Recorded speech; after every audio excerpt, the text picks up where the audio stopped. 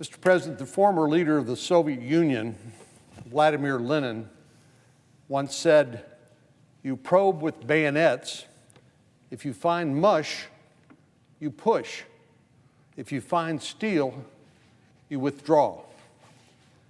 Well, apparently the current Russian president subscribes to this same point of view. President Putin has made no secret of his desire to restore the former Soviet Union. In 2005, he declared, "The demise of the Soviet Union was the greatest geopolitical catastrophe of the century." The demise of the Soviet Union was the greatest geopolitical catastrophe of the century, he said in 2005. He went on to say, as for the Russian people, it became a genuine tragedy. Tens of millions of our fellow citizens and countrymen found themselves beyond the fringes of Russian territory. So perhaps we should not be surprised. We should not have been surprised when in 2008, Russia invaded Georgia. That's the country of Georgia.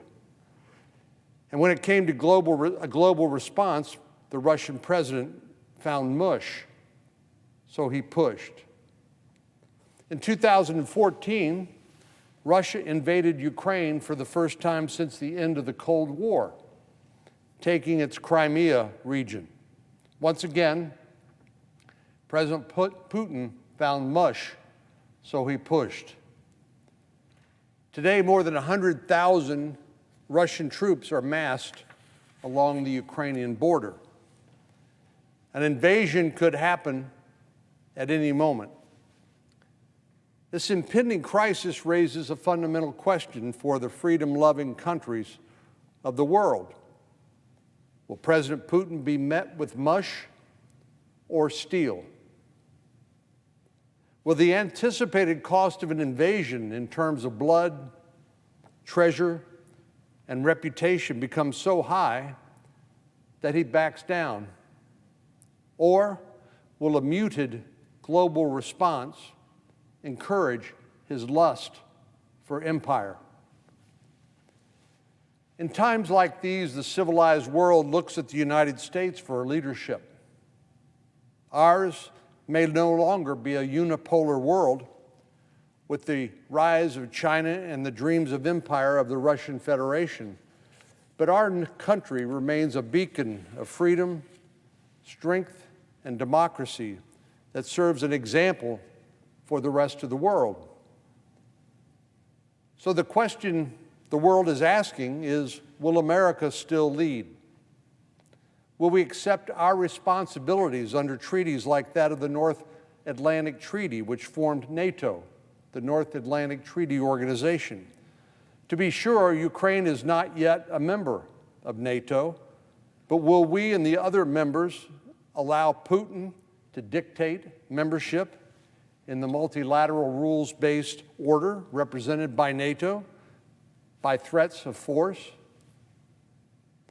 Will we aid a democracy like Ukraine in its self-defense? These are questions that lie before us. And so far, the Biden administration's response has been less than reassuring. Last year, the administration waived sanctions on the Nord Stream 2 pipeline, giving Russia the green light to continue its monopoly on energy supply to Europe, along with its ability, because of that monopoly, to weaponize energy to even a greater extent.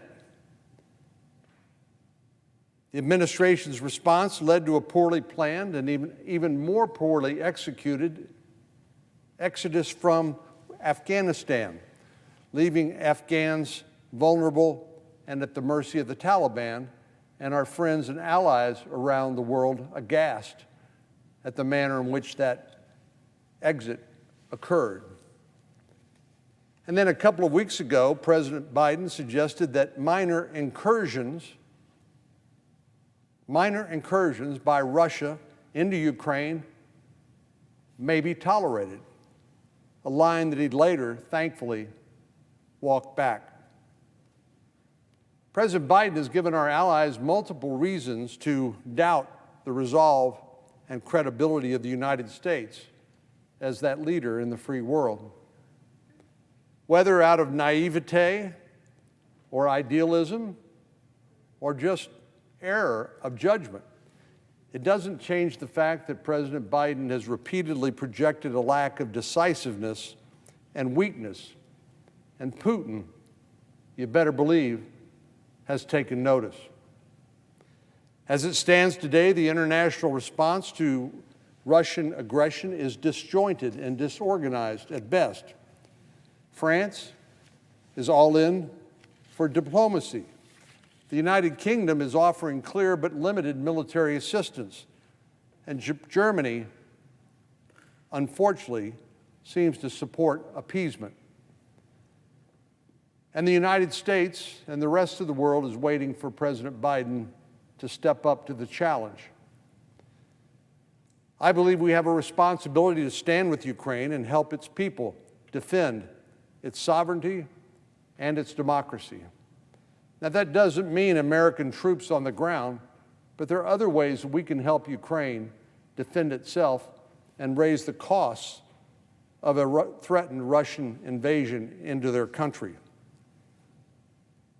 Forceful language and threats of sanctions may be important, but they are clearly not enough. We need to take concrete steps to minimize the likelihood of a Russian attack and ensure Ukraine, as I said, has the resources they need in order to defend themselves in the event of an invasion. There is a historical parallel. During World War II, President Roosevelt recognized how critical it was for the United States to support Great Britain, even at a time when the American people were isolationist and where America's official policy was neutrality toward the war in Europe. But President Roosevelt recognized it was important to do what we could to support Great Britain during its hour of need, when it was literally hanging on by a thread, because it lacked the resources it needed to protect its people and fend off German forces. So President Roosevelt vowed to transform the United States into what he called the arsenal of democracy, and worked with Congress to devise a creative solution that later became known as the Lend-Lease Act. This legislation, signed into law in March of 1941, allowed the United States to supply our allies with weapons, ships, aircraft, any materiel that they needed in order to mount their defense at a critical time in the war in Europe.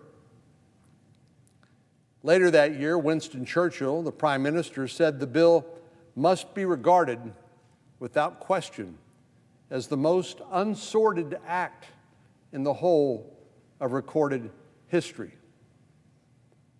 Now, Winston Churchill certainly had a way with words, and when he calls it an unsorted act, I guess today we would say it was the most selfless and unselfish act in the whole of recorded history by the United States of America.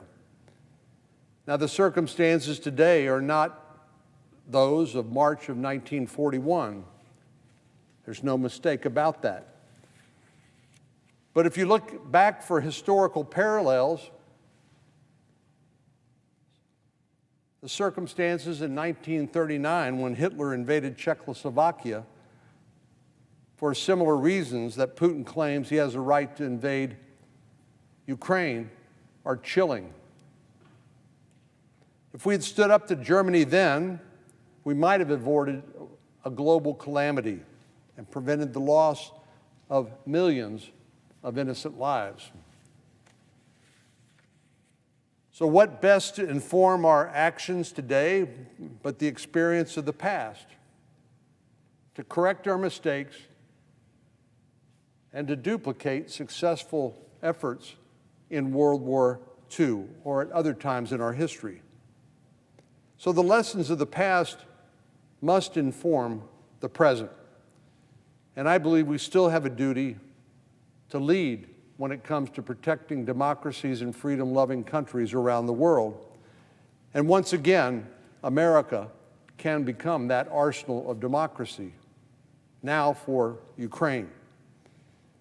To that end, I've introduced bipartisan legislation called the Ukraine Democracy Defense Lend-Lease Act to ensure that Ukrainian forces have the resources they need to deter and defend against Russian aggression.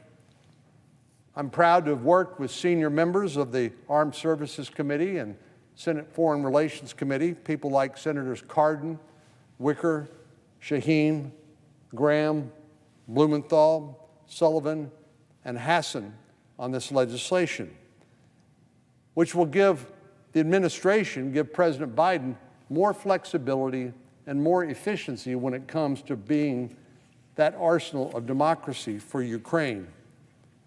As it stands today, the President of the United States has a menu of options to support our friends and allies in times of conflict.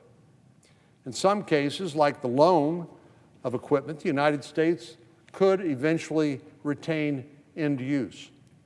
In others, this would make clear we would support grants or emergency aid where we would not recover the funding or assets sent to our allies. This bill provides an additional option on the menu, allowing the U.S. to provide assistance that may otherwise be unfeasible unless we could retain end use. This legislation authorizes the President to enter into Lend-Lease agreements directly with Ukraine and provide the military equipment necessary to protect the Ukrainian people. My hope is that this will send another message to Vladimir Putin that not only do you need to consider the statements and actions of the executive branch, but you also need to look at the bipartisan support that Ukraine is getting in the United States Congress, tangible support in terms of weapons they can use to deter, and if not deter, to defeat Russian aggression. Russia must know that an invasion would be met with steel and not mush. If Russian troops make the decision to move forward, Ukrainian forces would have the lethal weapons needed to defend their sovereignty. I'm proud of the fact that this effort does have such strong bipartisan support, and I hope more of our colleagues will join us in this legislation.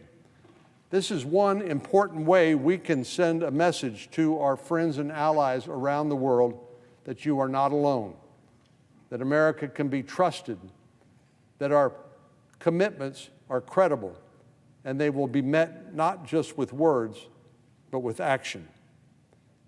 Thanks to the leadership of Chairman Menendez of the Foreign Relations Committee and Ranking Member Risch, I've been proud to work with this bipartisan group of colleagues to discuss not just this Lend-Lease legislation, but a more comprehensive approach to counter Russian aggression. We've discussed the Lend-Lease bill as well as additional security assistance and lethal aid for Ukraine. The group is currently crafting a package of targeted sanctions as well, meant to deter Russia from invading. It includes limited but immediate sanctions in response to ongoing aggression and, in particular, cyber attacks, which are a new domain unknown in World War II, but which are very real in 2022. Russia cannot operate under the illusion that it will only receive a slap on the hand for invading Ukraine. I'll leave it to the chairman and ranking member to make announcements about this legislation, but suffice it to say that I'm encouraged that bipartisan progress is being made. We agree on the outlines of what is being discussed, and we're committed to striking a deal as quickly as possible. Because, Mr. President, time is of the essence. Nobody knows, except Vladimir Putin, when he will order the invasion of Ukraine. But make no mistake, America stands with Ukraine, and we will do everything we can to help them defend themselves against an invasion by the Russian Federation. This is not just a Ukraine problem. This is not just a Europe problem or a NATO problem. The potential for escalation makes this a global security problem. Russia didn't stop after Georgia or Crimea, and it likely will not stop after Ukraine. We are confronting the scope of Russia's power and influence on the global stage, and America's leadership, as always, is absolutely crucial. The United States has a responsibility to promote peace and security around the world. If Russia invades Ukraine and America does nothing, we show the world that our position can't be trusted, that our promises to our allies are not credible. And we also show that we will sacrifice the lives and the treasure of freedom-loving countries like Ukraine to the biggest bully on the continent. A shifting global order would send a signal to other countries as well, not just in Europe, but around the world in places like China and Iran, that all bets are off. They may be incentivized to mount similar pressure campaigns and not fear retaliation by the United States and our allies. If that were to happen, America would no longer be the global superpower. We would suddenly become a regional power with mere aspirations and no global reach. Make no mistake, an attack on Ukraine is also an attack on America's global security interests and on world peace, and could have cascading consequences that right now are too horrible to contemplate. This is an existential threat to our leadership in the world and to the global order we underwrite, and to our way of life and the way of life of freedom-loving democracies around the world. A Russian invasion of Ukraine is far more existential than a mere isolated and faraway quarrel. I appreciate the hard work of senators on both sides of the aisle to develop this response, this strong response to Russia's threatened aggression. We need to do our part to ensure that when Russia probes with bayonets, it shall be met with steel.